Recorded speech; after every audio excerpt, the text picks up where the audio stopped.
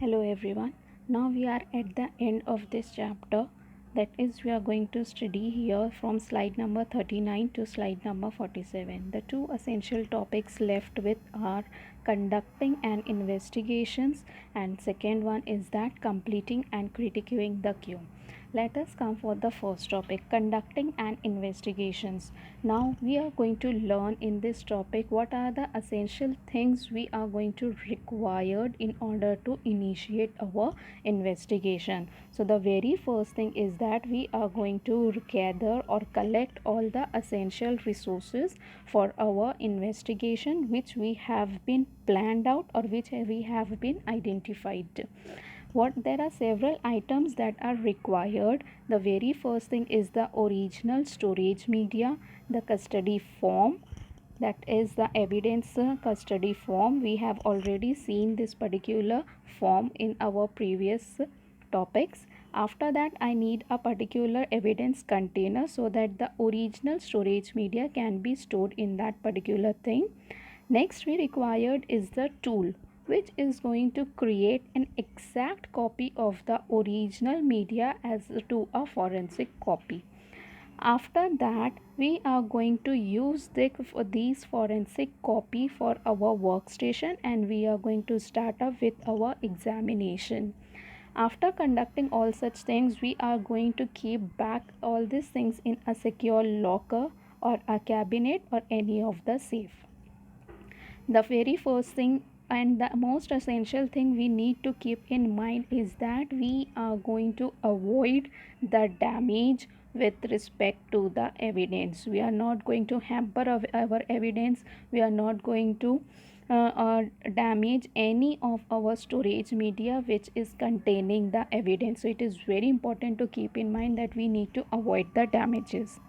Now there are certain steps that we need to follow.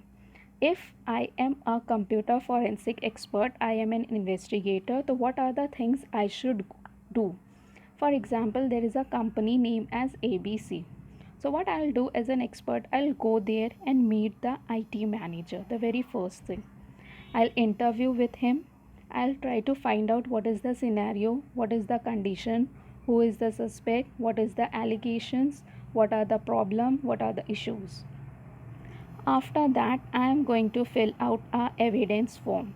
Now these forms contain all the detailing which drives which storage media have been collected as an evidence, so that I have to put up all those things in an evidence form, and after taking the signature from the IT manager, I will place that particular evidence in a secure container so that it cannot get hampered. After this, I am going to fill up the custody form, as we have already seen the custody form in our previous topic, and then I am going to carry out that particular evidence to my computer forensic laboratory. This is the important thing. In a computer forensic laboratory, the first task I am going to do is that to create a forensic copies. I'm not going to directly start my analysis on the original data, but first I will make a computer forensic copy, and then again I am going to place back the particular evidence to the container which is having a particular lock. This is the process that we have discussed about gathering the evidence. Now there is a concept given over here, copy, to create a forensic copy, है ना? So how this copy is going to be created? So by using the bit stream copies mechanism. Now what is this bit streaming copies? So bit streaming copy is a bit by bit copy of the original storage media. Now you will feel that this is also done can with the help of a backup copy, but no, there is a difference between the bit streaming copy and the backup copy. Bit streaming copy is going to take all the essential part, exact copy of the original disk, including all the deleted files, all the hidden files, and all those things. Whereas while taking a normal backup of any of the copy, the software is only going to recover the known files. It is not going to give you the deleted files, the deleted emails, the deleted messages, or the file fragments. So this is the main difference between the backup and the bit streaming. Now bit streaming is nothing but to collect all the data on a particular disk or a portion of it as per the case or as per the requirement, and this particular data is known as a forensic copy. Now look here, we are having a copy image file to a target disk file that is going to matches. This is very important. It is going to match the exact bit by bit, as this is a PDF, image is not clear. So we will see the image over this here.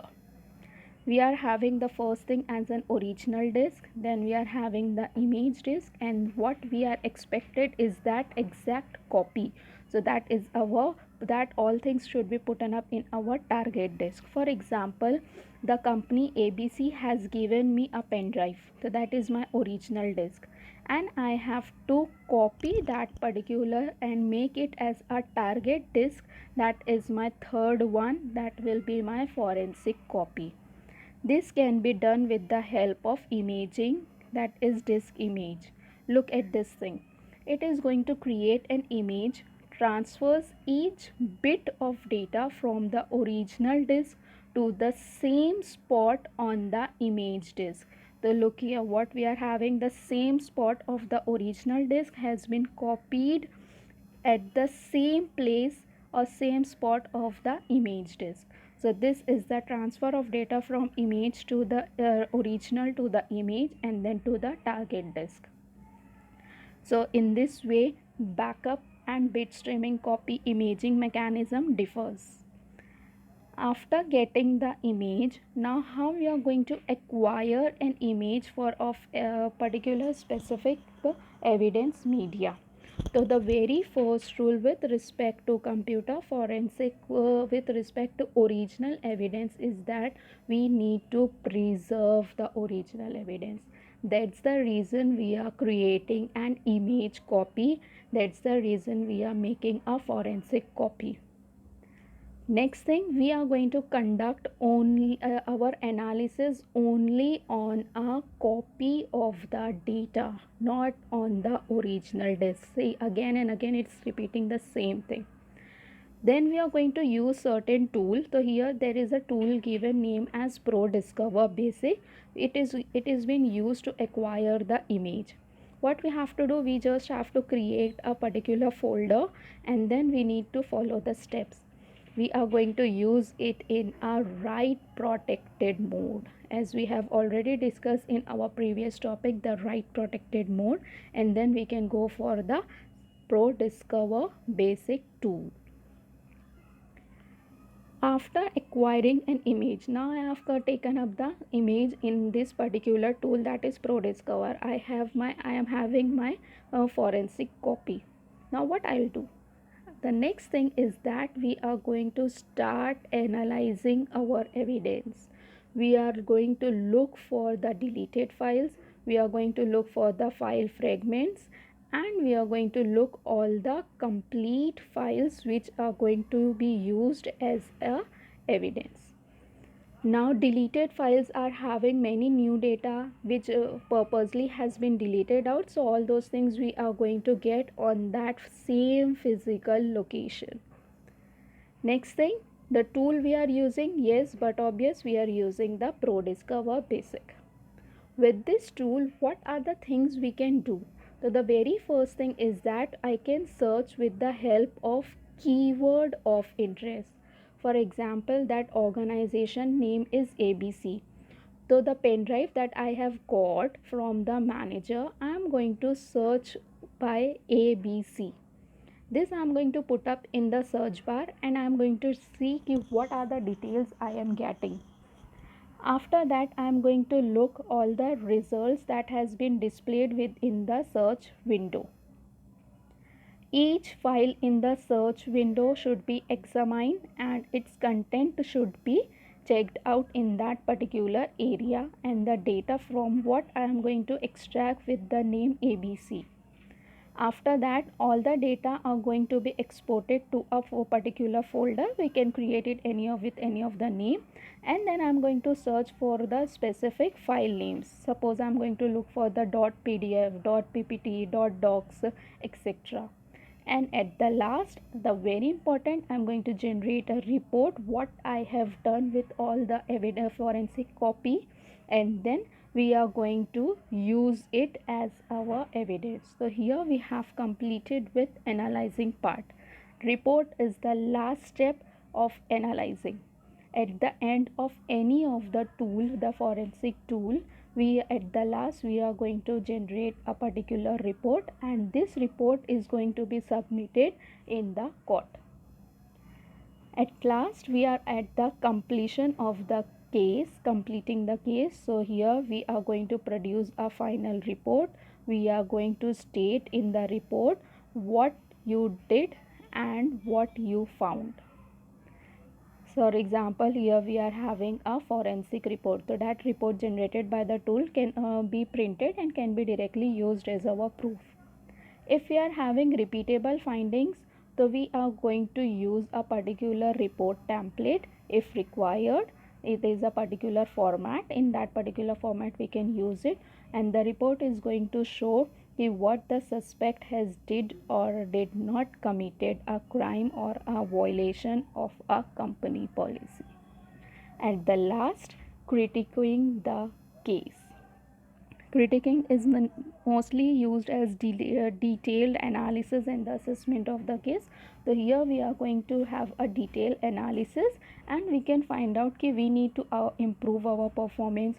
We are going to look and examine what is our expected result that we have found, and what develops and what you did not expect it. So all these things we are going to get it at the end of the case. After that, was the document thorough enough as it would have been? Was whatever the feedback we are going to get received from the requesting source was enough, or we need to work some more? Have we discovered any new problem? If so, then what are those? And at the last, we can use new techniques during the case or during the research.